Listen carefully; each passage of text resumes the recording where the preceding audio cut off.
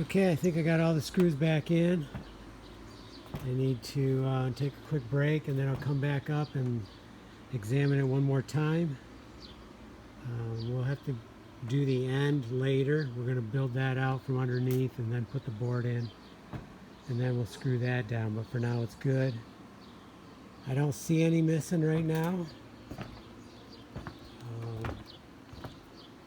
but there could be.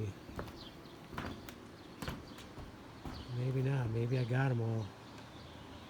Okay, let's take a break, and I think we're pretty much finished. We'll just check in one more time after the break, and then that'll be it for this trip.